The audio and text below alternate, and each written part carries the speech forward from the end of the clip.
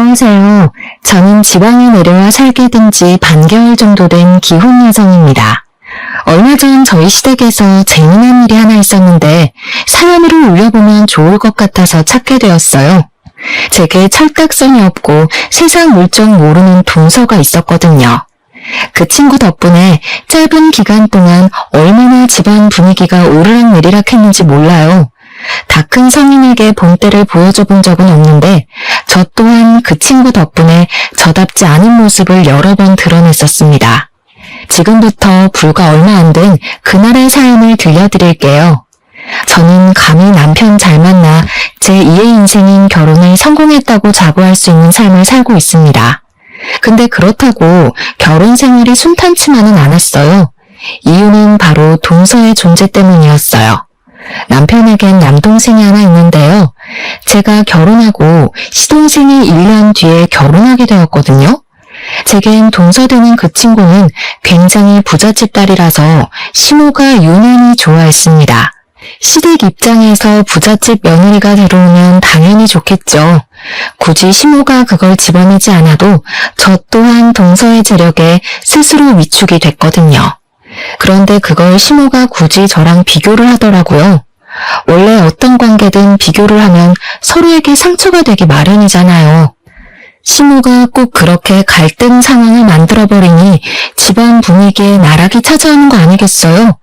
일단 저희 친정이 그렇게 잘 살지 못하는데도 남편과 결혼을 할 수 있었던 건 남편이 저를 너무 많이 좋아해서 결혼을 밀어붙인 케이스였기 때문이었어요.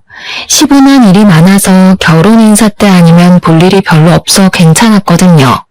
근데 시모는 주야장천 마주하니 저를 싫어하는 그 얼굴을 더 자주 봐야 했습니다. 시댁도 되게 잘 사는 집은 아니에요. 어쩌면 우리 친정이랑 비슷한 형편이라고 할 수도 있습니다. 그런데도 시모는 비범한 며느리가 좋나 보더라고요. 자기 배경이 너무 평범해서 잘난 집안을 원하는 것 같기도 했어요. 예를 들면 며느리 될 사람이 배경이 비범하든지 학벌이 비범하든지 직업이 비범하든지 이런 쪽으로 하나 정도는 뛰어나길 바랬습니다. 제가 결혼 인사 갔을 때도 대놓고 저런 걸 물어보셨으니 시모가 원하는 며느리상 정도는 꿰고 있어요. 근데 저는 시모가 좋아할 상이 아니었거든요. 이도 저도 아니고 너무 평범한 사람이었다 보니 시모 마음에 들 수가 없었던 거죠. 솔직히 결혼 반대가 한 번 정도 있었습니다. 하지만 결국에 시모가 자기 의견을 양보한 이유는 제 남편이 장남이라서 분이 넘칠 만큼 아꼈기 때문이었죠. 사랑하는 자신의 첫째 아들이 저를 죽고 못 살 만큼 사랑한다고 하니까 어쩔 수 없이 결혼을 허락해 준 겁니다. 그래서 저는 처음부터 시모에게 예쁨 받지 못했어요. 시모는 자신에게 무언가 해줄 며느리를 원했는데 저는 그럴 능력이 안 되는 며느리였다 보니 제게 못마땅하다는 걸 늘 표현하고 다니셨죠. 결혼식 올리고 나서 저를 얼마나 못살게 굴었는지 몰라요. 시모는 차라리 이혼해도 좋으니 남편이 저를 버렸으면 좋겠다는 생각도 하는 것 같았습니다. 결혼 초에 저랑 남편 관계를 엄청 이간질했었거든요. 내가 분명 50만 원짜리 다육이 여기 뒀었는데 없어졌어. 새아기가 집에 올 때마다 여기 주변을 어슬렁거리는 것 같긴 하던데 걔가 집에 오고 난 후로 자꾸 뭐가 없어지는 것 같단 말이야. 또 시적이네. 내 아내 그럴 사람 아닌 거 내가 제일 잘 알거든. 제발 소설 좀 쓰지 마. 시모는 저런 식으로 안 되는 소리를 자주 짓거렸어요. 그래도 그나마 남편이 제 편에 서서 시모를 배척해줘서 제가 스트레스를 덜 받을 수 있었습니다. 어쨌든 시모는 시동생이 결혼한다는 말을 하기 전까지 저를 어떻게든 쫓아내려고 모험하면서 지냈습니다. 그것에 재미를 느끼고 있는 것 같기도 했죠. 나중에 동서가 결혼 인사를 오고 나서부터 저는 완전 시모 눈 밖에 나버리게 되었는데요. 동서가 감히 넘볼 수 없을 정도의 부자인 걸 알고는 결혼하기 전부터 1등 며느리 취급을 하시더라고요. 맏며느리는 저인데도 동서가 집안의 유일한 며느리인 것처럼 대접해줬습니다. 며느리는 역시 이런 며느리를 들여야 돼. 네가 있으니까 벌써부터 집안이 화사하다. 너는 어쩜 이렇게 세련되게 생겼니? 사돈 내가 딸 예쁜 거 알고 정말 귀하게 키웠나 보구나. 누구랑 다르게 곱게 자란 티가 팍팍 나네. 칭찬 그만하세요, 어머님. 듣기 부끄러워요. 저희 부모님은 저보고 너무 칠칠 맞다고 시댁 가서 미움받는 거 아닌가 걱정이신걸요? 시무도 시무지만 저는 동서를 처음 봤을 때 동서 역시 만만치 않은 여우라는 걸 느낄 수 있었어요. 동서는 시무를 어려워하는 기색이 전혀 없었고 결혼 인사한 첫날부터 저한테 물 좀 갖다 달라고 부탁하는 대담함을 보였던 사람입니다. 시무와 하루만에 친해져서 팔짱까지 끼고 살랑살랑 논숨도 잘 치는 것이 긴장이라고는 전혀 안 하는 사람 같았죠. 사실 동서가 긴장을 하든 말든 시무랑 잘 지내든 말든 제가 크게 상관하지 않으려고 했습니다. 그런데 시무가 일부러 연장 지르려고 부른 건진 모르겠지만 꼭 동서가 시댁에 올 때마다 저까지 부르더라고요. 저를 불러놓고 따로 할 말을 하는 것도 아니었어요. 그저 주방일을 시키면서 거실에 앉아 저를 돌려가는 소리만 해댔습니다. 당연히 동서한테는 손에 물 한 방울 안 묻히게 하더라고요. 저리 사람한테 친절할 수 있는 시무가 저한테는 이래라 저래라 가정부 부리듯 말하는 것이 서운하긴 하더군요. 무엇보다 마음에 안 들었던 거는 주말에 불러서 부려먹는다는 거였어요. 남편은 사업가라서 주말에도 출근을 하는데 시무가 그걸 아주 잘 아니까 일부러 남편 몰래 저만 부르려고 주말에 연락하더라고요. 동서는 부자라서 그런가 일도 안 하면서 항상 주말에만 시댁을 가대요. 어쩌면 시무가 일부러 저 골려 먹으려고 주말에 동서를 부르는 것일 수도 있지만 일단 그건 제 추측일 뿐이에요. 어쨌든 동서는 나이가 저랑 겨우 1살 차이인데도 백수였는데요. 사실 이 부분에 대한 시무의 태도도 좀 황당했습니다. 동서의 배경을 듣고 눈을 빛내던 시무가 동서의 직업까지 기대하는 얼굴이었어요. 그 상황에 동서가 백수라고 당당하게 얘기를 했거든요. 자긴 현모양처가 꿈이라나 뭐라나. 근데 시무가 동서의 철없는 소리를 듣고는 너무 기특하다고 좋아하는 겁니다. 돈이야 남자가 벌면 되는 거고 여자는 내조만 잘하면 된다네요. 저보고는 남편 혼자 돈벌이하게 해서 자기 아들 등골 빼먹지 말라고 귀에 피날 정도로 경고했었거든요. 저는 한 번도 제 형편이 부족했다고 생각해 본 적 없었는데 시무 때문에 정말 어이가 없고 서럽기까지 했습니다. 하나 더 어이없었던 건 시동생이랑 동서가 결혼 준비 과정에서 싸울 때가 몇 번 있었는데 그때마다 시무가 동서 편에 나서서 시동생이 나무랐어요. 동서의 화가 풀릴 때까지 시동생이 무릎 꿇게 만든 적도 있었습니다. 얼마나 부잣집 며느리 안 놓치고 싶었으면 고집센 시무가 동서의 비위를 다 맞춰주나 싶더라니까요. 정말 혀를 내둘렀었죠. 아무튼 시무는 애쓴 마음이 헛되지 않게 끝내 동서를 시동생과 결혼시키는 데 성공했어요. 동서랑 시동생이 혼인신고까지 마쳤을 때 시무는 마음 놓고 기뻐하였습니다.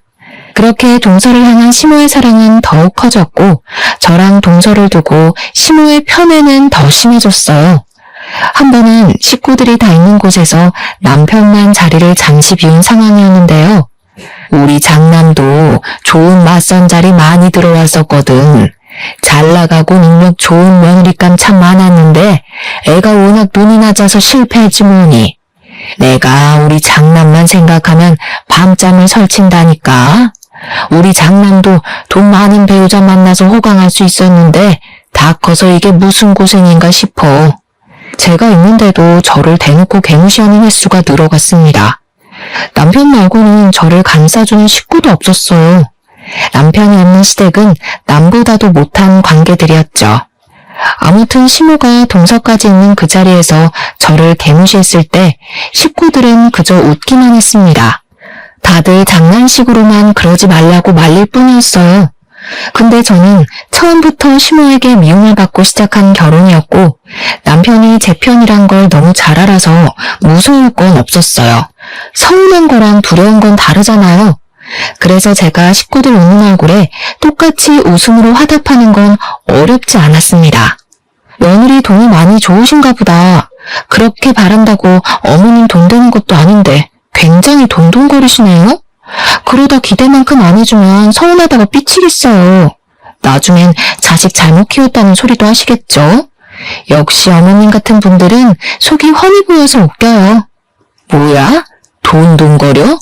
얘 말하는 것 봐라. 너 어른한테 말버릇이 뭐 그따위니? 네? 저는 그냥 어머님 말버릇 따라 해봤을 뿐인데요. 어머님이 저에 대한 감정을 안 숨기시길래 저도 그게 좋을 것 같아서요. 그래도 동서가 보고 있는데 저도 체면이 있잖아요. 시모가 어이없다는 듯 저를 째려보더군요. 아마 제 주제에 무슨 체면을 따지냐고 한 소리 하고 싶었을 겁니다. 그런데 제가 그 말을 할 시간을 별로 주고 싶지 않았어요. 시모 성격에 한바탕 다툼이 될 것 같았거든요. 괜히 분위기가 고조될 바엔 그만 주방에서 뒷정리나 하는 게 나을 것 같아서 자리를 떴는데요. 그때까지만 해도 제가 시모를 좀 과소평가했더라고요.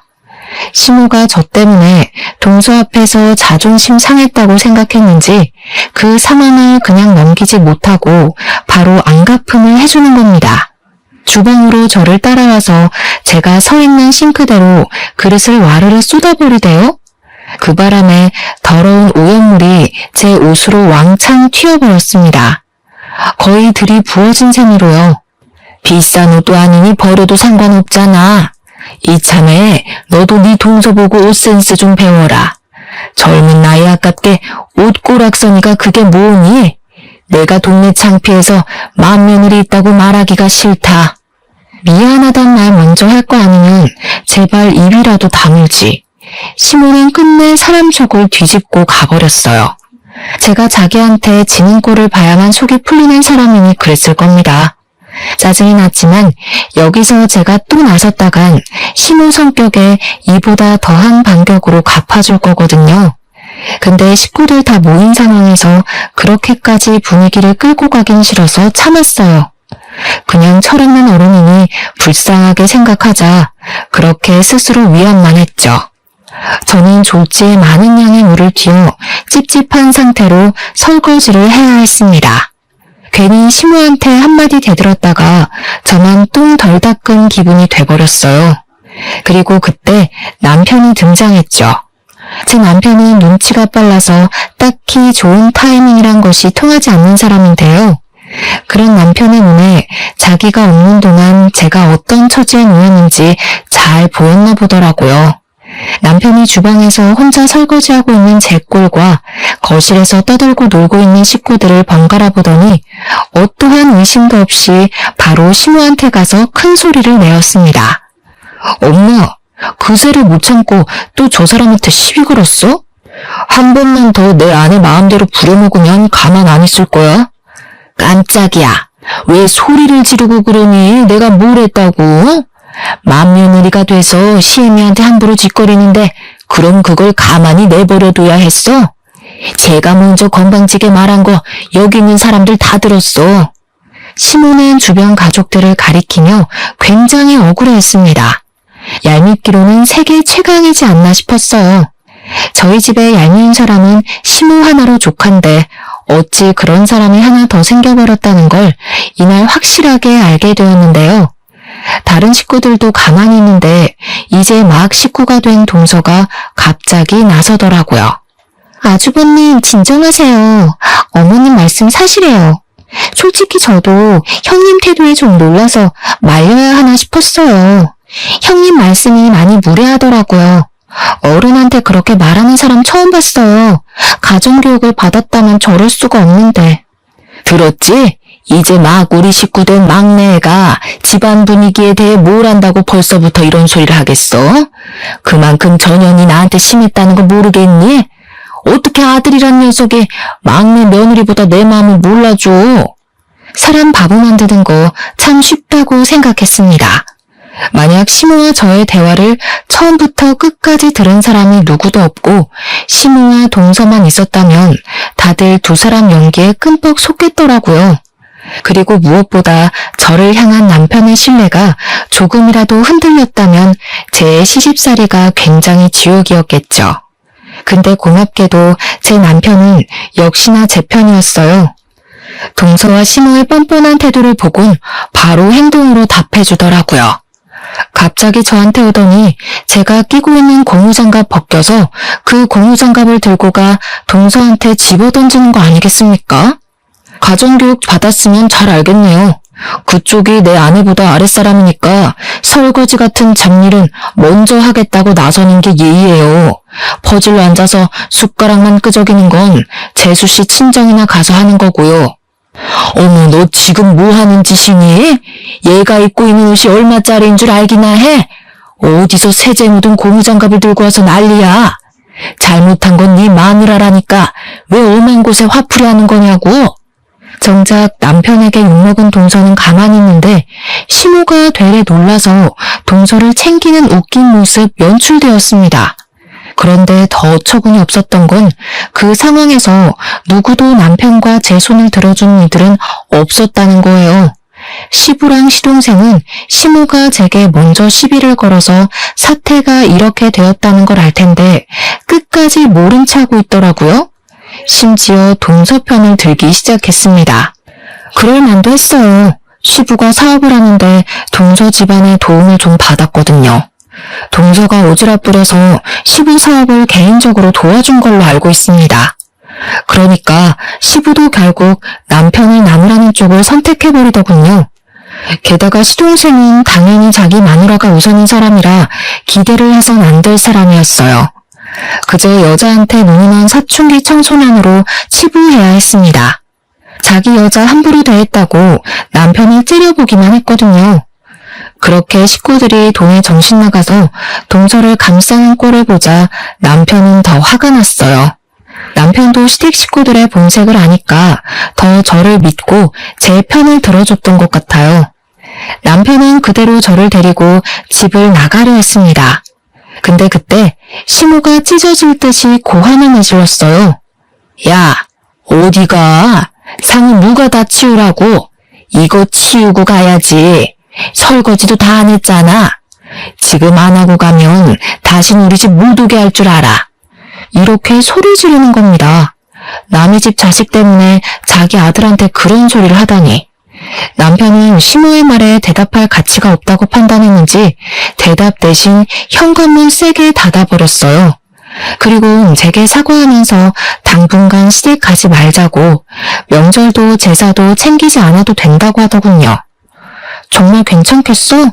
괜히 집안 불화만 일으키는 거 아닌가 모르겠네. 그렇게 사랑하는 막내 며느리 끼고 다 하라 그래. 제사고 명절이고 차례고 좋아하는 며느리랑 준비해야 즐겁지. 뭐하러 서로 스트레스 받을 짓을 해? 내가 괜찮다고 할 때까진 엄마 연락 무시해줘. 저보다 더 많이 화를 내주는 남편 덕분에 되게 많이 의지가 되었어요. 솔직히 남편이 아니었다면 얼마나 외로웠을 환경입니까? 내 결혼 쪽박났다고 표현하기 좋을 상황이잖아요. 저는 남편만 믿고 따르기로 했어요. 그래서 정말로 시모의 연락을 다 씹고 먼저 사과도 하지 않았죠. 그런데 역시나 시댁이란 건 남편이 천륜을 끊지 않은 이상 다시 맞닿을 수밖에 없는 인연이 아니겠습니까? 보니까 시모가 딱 그런 사람이더라고요. 아들 중에선 장남이 좋고 며느리 중에선 동서가 좋아서 둘 다 포기할 수 없는 사람이요. 그래서 제가 너무 미운 시모는 장남 때문이라도 저를 완전히 등지지 못하는 것 같았어요. 결국 우리 결혼을 허락해줬던 것처럼 이번에도 먼저 꼬리를 내리는 겁니다. 시모가 그날 다퉜던 일을 우리에게 먼저 사과해주는 덕에 저희의 냉전 관계가 마무리될 수 있었습니다. 그 뒤로 시모는 당분간 남편 때문이라도 제게 시비 거는 걸 좀 조심했어요. 저와 동서가 마주치는 일을 이전보다 잘 만들지 않았죠. 그랬더니 이젠 동서가 몸이 근질근질한가 보더라고요. 저랑 친한 것도 아니면서 어느 날부터 안부 문자를 보내대요. 별로 답장해줄 필요성을 못 느껴서 못 받은 척 그냥 씹었더니 그 뒤로는 우리 집까지 찾아오는 거 아니겠습니까? 동서는 자기가 시모를 잡고 있다는 걸 너무나도 잘 아는 여자였어요. 시댁에서 시모를 잡는 것이 실세가 될 수 있다고 생각하는 것도 같았습니다. 백수니까 심심한지 사람 골려먹을 국리만 하나 보더라고요. 그동안은 같은 백수인 시모랑 저를 골려먹느라 재밌었겠죠. 그런데 시모가 잠깐 저 괴롭히는 걸 파업 중이라 자기는 따분한가 봐요. 느닷없이 시모의 심부름이 왔다면서 우리 집에 들이닥친 거 아니겠어요? 형님, 이런 궁상맞은 곳에 살고 계셨구나. 이러니까 어머님이 그렇게 무시하시죠. 솔직히 어머님도 별 볼 일 없는 곳에 살면서 왜 그렇게 형님을 깔보나 궁금했거든요. 근데 형님 사는 꼴 보니까 어머님이 그럴 만도 했네. 이런 데서 어떻게 살아요? 저 대사가 바로 우리 집을 처음 방문한 동서의 첫인사였습니다. 인사 멘트만 봐도 예의라고 눈꽃만큼도 없는 년이란 거 느껴지지 않나요? 동서는 우리 집을 들어오자마자 집을 둘러보더니 엄청 비웃더라고요. 당연히 기분 나빴죠. 근데 동서가 하는 모든 말은 다 기분 나쁜 것들이라 딱히 큰 타격은 없었어요. 그보다 다른 말이 좀 더 머릿속에 남았는데요.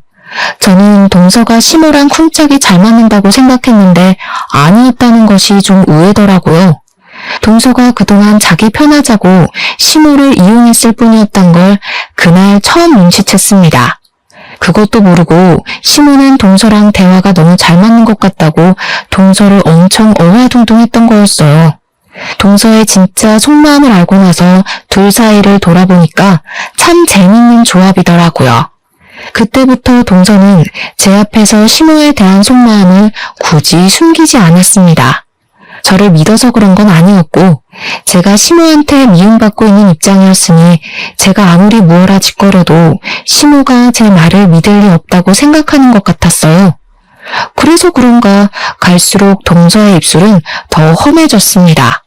저랑 둘만 있으면 거침없이 저와 시댁을 개무시해주더군요.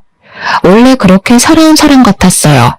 그냥 자기보다 돈 없어 보인다 싶으면 무조건 다 창해 보더라고요. 심지어 자기 남편까지 아랫사람으로 보고 있더라니까요. 저한테 직접 얘기도 하더라고요. 자기는 시동생을 사랑해서 결혼한 게 아니라 개처럼 헌신을 잘해서라고 말이죠. 나는 내 곁에 개처럼 있어줄 사람이면 돼요. 괜히 비슷한 집안 만나서 피곤하게 며느리 노릇하고 사는 거 지겨워. 지금처럼 못난 놈들한테 돈 조금 쥐어주면 얼마나 편하게 살 수 있어요. 어머님이고 아버님이고 제 앞에서 아주 내 발로 기잖아요. 형님은 그렇게 못해서 개고생해야 되는 거고. 입조심 좀 하는 게 좋을 것 같은데 돈 많아도 동서처럼 주둥이 싸게 놀리면 결국 가진 거 다 잃게 될걸? 나중에 개망신 당할 일 생기면 어쩌려고 그렇게 허세를 부려. 뭐라고요? 허세는 형님이 부리고 있는 게 허세죠. 가진 것도 없으면서 자존심 하나 때문에 괜히 센 척하고 있잖아요. 내가 잘 사는 게 부러우니까 자존심이라도 지키려는 거 아니에요? 동서는 기본적으로 사람을 무시하는 게 입에 배어 있었어요. 처음에 나이 30대에 백수로 지내는 게 한심했는데 나중엔 백수로 지내줘서 고마울 따름이었습니다. 그 성격으로 다른 사람들에게 얼마나 피해가 되었겠어요. 그리고 사람들 머리 위에 서는 걸 좋아하는 것 같았는데 제가 자기한테 감정상해서 싸움을 걸어주길 바라는 것처럼 시비를 걸더라고요. 상대를 굴복시키는 것에서 재미를 느끼는 것 같기도 했습니다. 난 동서 돈보다 동서 머리통이 너무 부러워. 동서 그렇게 어린 나이 아닌데 인생 정말 편하게 사는 것 같거든. 솔직히 동서가 엄청 깡통머리라서 되게 민폐거든? 근데 동서는 주변 사람들 기분 눈치 못 채고 뻔뻔하게 밀고 나가잖아. 나 그게 너무 부럽더라. 내가 신이었다면 동서 네 머리통이랑 바꾸고 싶다고 우스갯소리를 좀 했더니 동서가 의외로 이런 것에 또 열받나 보더라고요. 저한테 자기 위치를 자각시켜주고 싶었던 건지 사고 하나를 거하게 쳐준 거 아니겠습니까? 제 개인차를 손봐놨더라고요. 차 문 손잡이에 돈 봉투까지 말아서 끼워놨대요. 병 주고 약 주겠다는 건가 싶은 거 있죠. 남편이 그 사실을 알고 동서한테 화가 나서 당장 따지러 가려고 했는데요.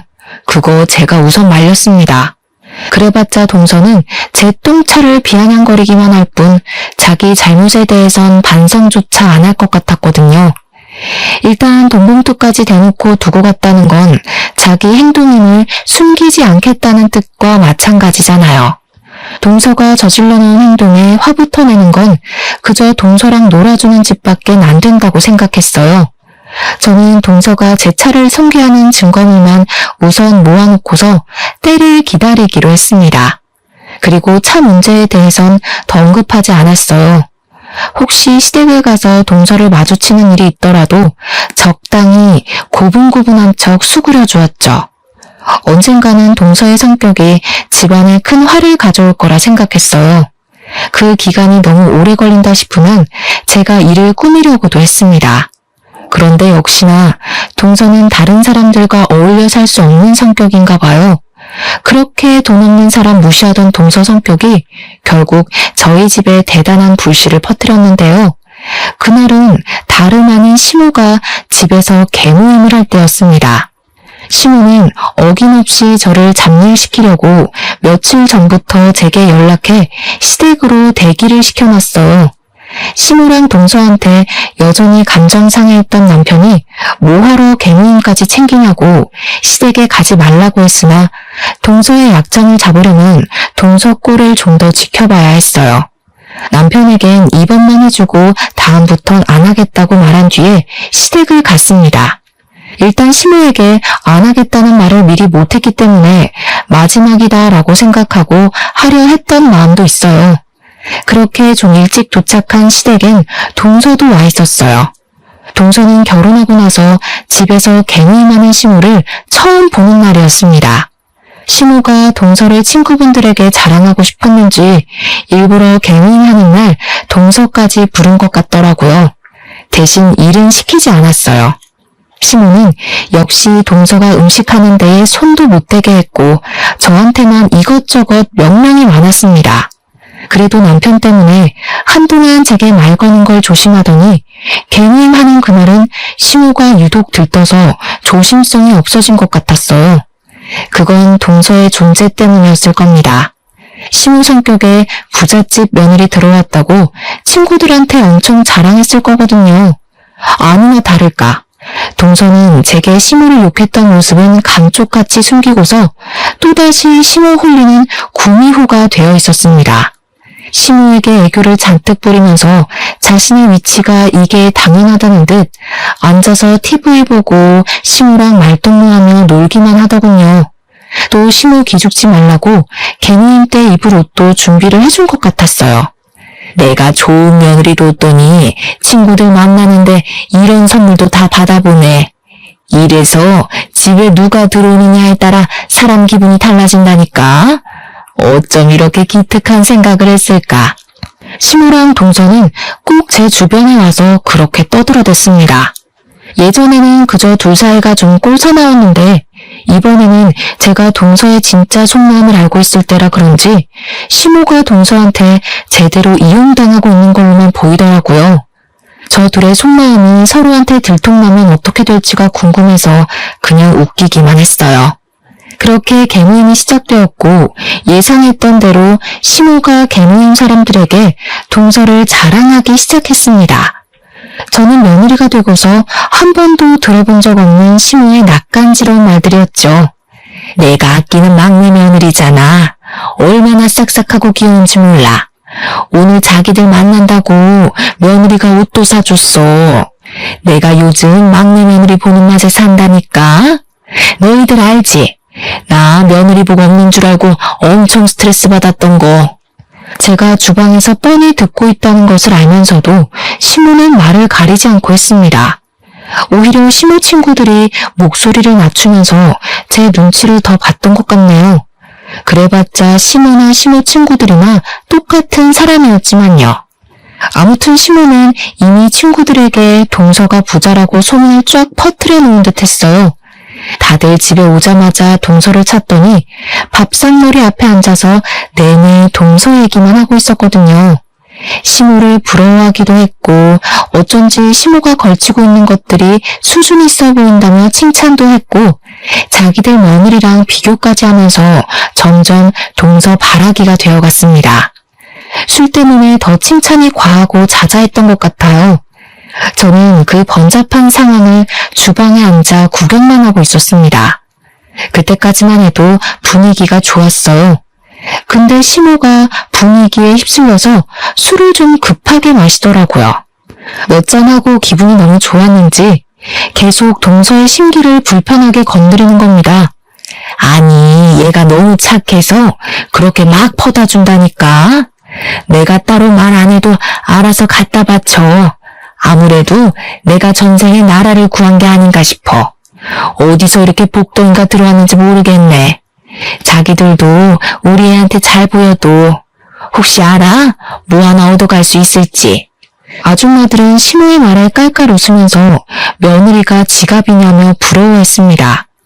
시모는 동서 덕분에 재벌이 된 기분을 느낀다고 나중에 혹시 집도 한 채 해줄 수 있냐고 끝도 없는 농담을 던졌어요. 그게 진짜 농담인지 아닌지는 모르겠네요. 근데 실제로 시모가 동서 없는 곳에서도 자기 친구들한테 동서만 있으면 이제 자기 재벌이라고 떠들고 다녔나 봅니다. 시모 친구들이 시모가 그 자리에서 얘기 안 했던 내용까지 속속히 알고 있더라고요. 아무튼 그 상황에서 유독 제 눈에 들어왔던 건 동서의 표정이었는데요. 시모랑 시모 친구들의 수다가 길어질수록 동서가 그들의 비위를 맞추기 힘든 것처럼 보였습니다. 역시나 얼마 안 돼서 동서가 못 참겠는지 화장실 간다고 자리에서 일어나더군요. 한참 화장실에 있는 것 같더니 시모가 잠깐 자리를 비웠을 때 동서가 화장실에서 나왔어요. 근데 다시 제자리로 돌아가지 않고 주방으로 들어오더라고요. 그리고 제가 들리게끔만 시무욕을 하기 시작했는데 바로 이게 문제였어요. 거지년들이 나이까지 먹고 쪽팔리지도 않나. 저런 식으로 새파랗게 어린 사람한테 구걸하고 싶을까?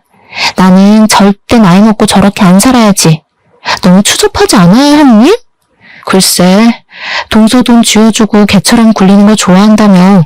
내가 보기엔 동서가 원하는 대로 해주고 계신 것 같은데 말이 아다르고 어다르다고. 감히 자기가 나를 멋대로 할 수 있는 줄 알잖아요. 오냐오냐 해주니까 분수도 모르고. 근데 이 개모임 대체 언제 끝나는 거예요? 이 집 아줌마 비위 하나 맞추는 것도 귀찮아 죽겠는데 똑같은 것들 여러 명이나 상대하려니까 피곤해 죽겠어요. 동서는 개모임에 흥미가 떨어졌는지 다시 돌아갈 생각을 안 했습니다. 아예 제 앞에서 속에 쌓였던 욕을 털어내려고 작정하고 자세까지 잡더군요. 그렇게 화가 나면 어머님한테 직접 가서 말하지 왜 뒷담만 까? 동서가 말만 하면 어머님이 어른이 조심할까.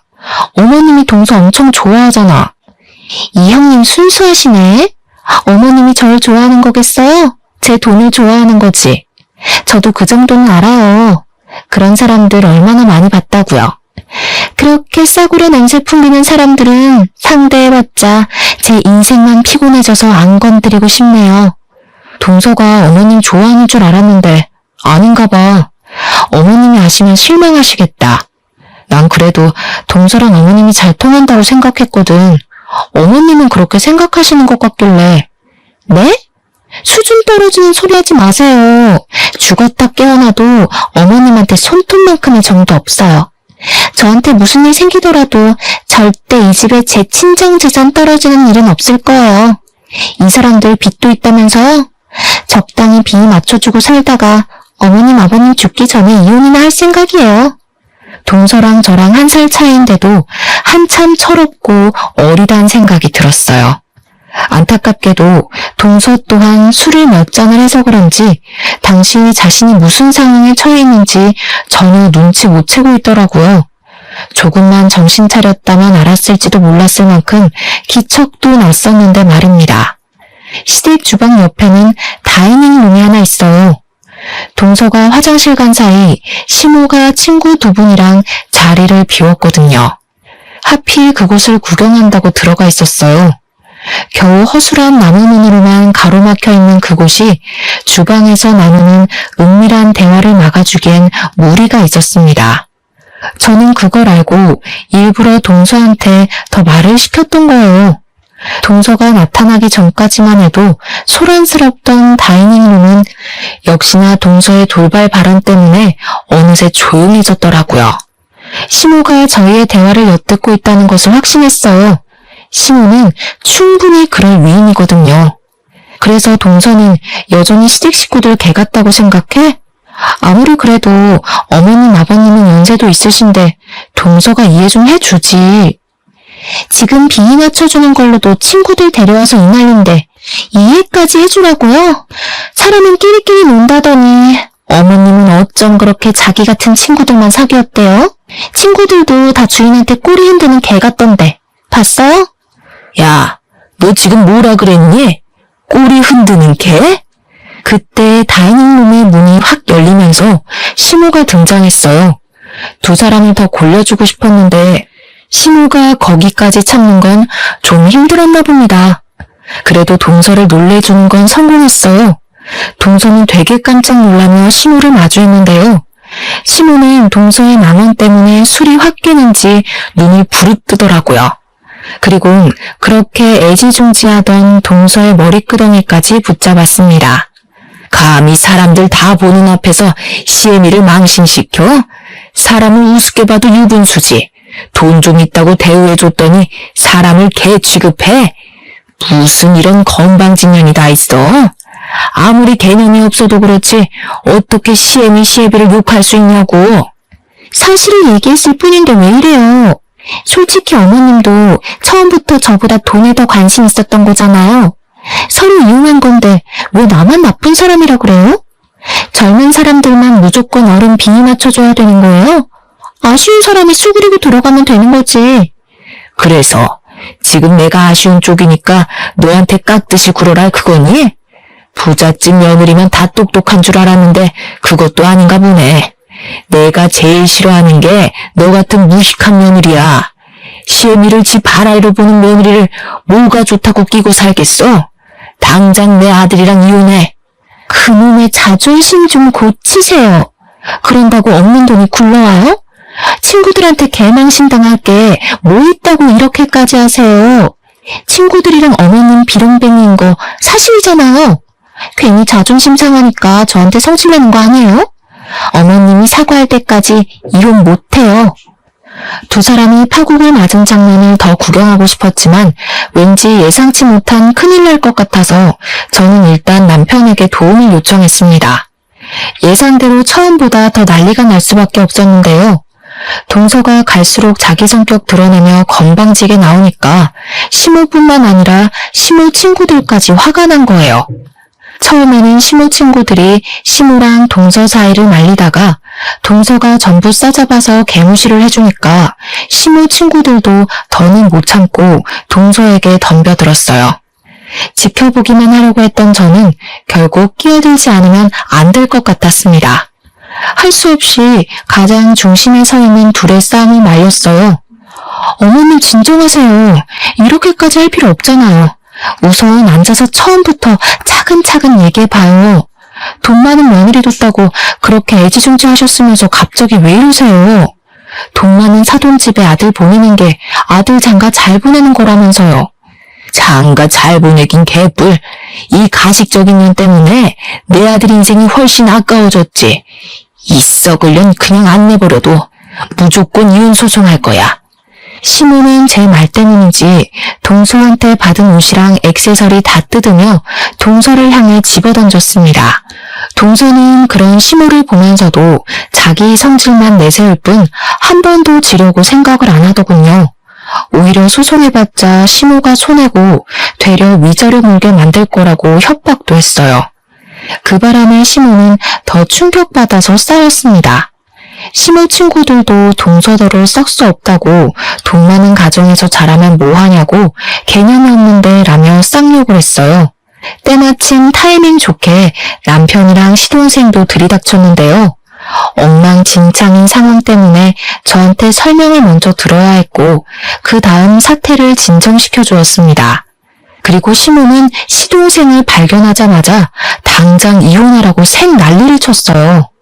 나는 저딴 무식한 년 며느리로 절대 못 둔다. 전현이랑 이혼 안 하면 내가 이 집을 나갈 거야. 역시 시모는 자존심이 센 편이었어요.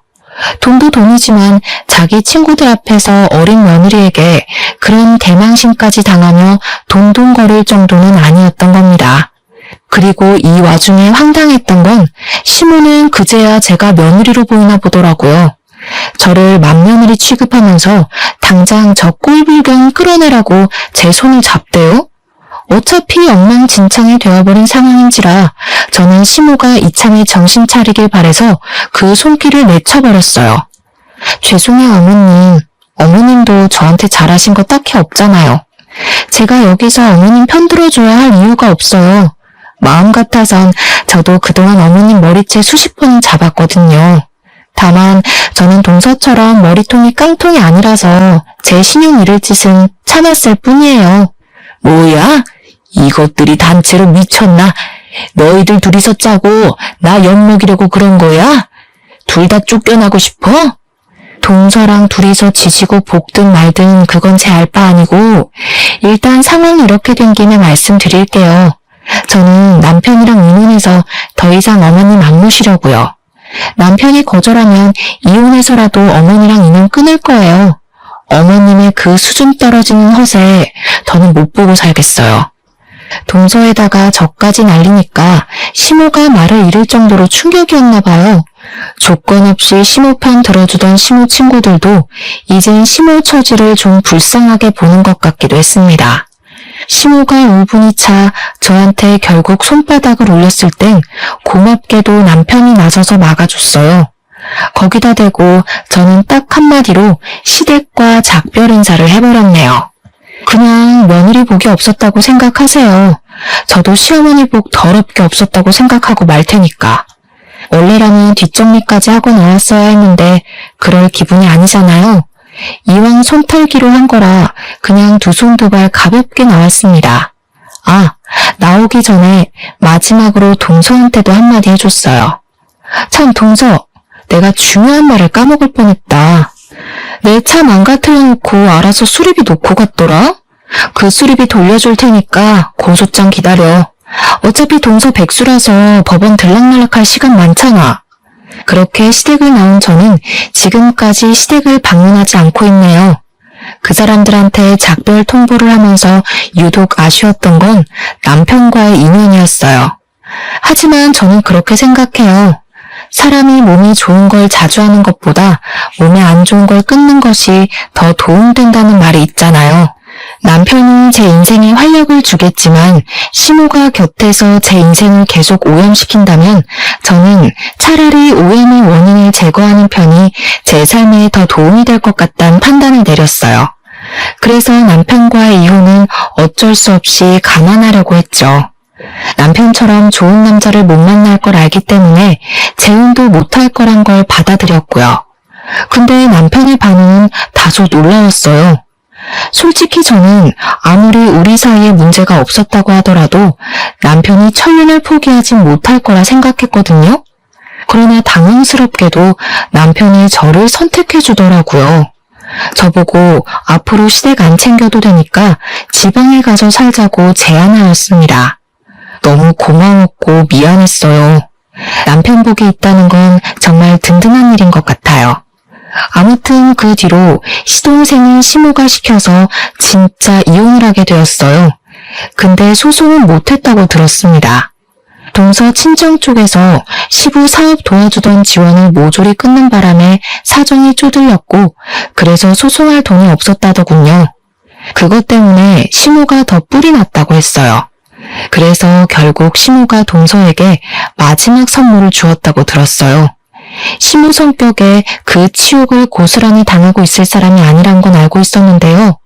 시모랑 시모 친구들이 진짜 독하고 무서운 게 동서가 금수저인 것까진 어떻게 망칠 수 없어서 동서한테 개인적으로 똑같이 치욕을 주려고 했나 보더라고요. 동서가 차량 손괴죄로 고소당해서 조사받으러 출석한 날에 시모랑 시모 친구들이 동서 뒤를 밟았다가 인분 섞인 물을 동서한테 들이부었다고 했어요. 근데 하필 장소가 계단이었던지라 동서가 쏟아지는 물 때문에 중심을 못 잡고 넘어졌답니다. 그렇게 계단을 몇 개 굴렀는데 그 사고 탓에 팔꿈치 금이 가버렸다지 뭡니까? 동서가 시모랑 시모 친구들을 맞고소하는 바람에 서로 바쁘게 경찰 조사를 받았나 보더라고요. 그 사실은 내내 모르고 있다가 정리가 다 된 뒤에야 얘기를 해줬어요. 시모가 돈 좀 빌려달라고 남편한테 연락 왔었는데 남편이 시모더러 나한테 진심으로 무릎 꿇고 사과했으면 좋겠다고 했다네요. 근데 그 뒤로 시모가 남편한테 연락을 또 끊었대요. 아직은 저한테 삐쳐있는 것 같았어요. 그렇게 지방으로 온 지 반개월이 되었는데도 저는 시모한테 사과를 받지 못했습니다. 남편은 제가 괜찮다고 할 때까지 자기도 시부모님을 볼 생각 없다고 했어요. 남편 또한 시부모님의 실망스러운 모습을 많이 봤다고 하더라고요. 이런 상황에서 안심을 하면 안 되는 줄 알지만 그래도 남편과 이혼하지 않고 나름 현명하게 시댁과의 관계를 정리할 수 있어서 좀 다행이라 생각했어요. 시모가 언제 정신을 차릴지는 모르겠지만 시모가 사과한다고 해도 제가 그 용서를 과연 믿을 수 있을지도 모르겠네요. 앞으로 제 결혼 생활이 지금처럼 무탈하길 바랄 뿐입니다. 사연은 여기까지예요. 들어주신 청취자분들 정말 감사드려요. 항상 건강하세요.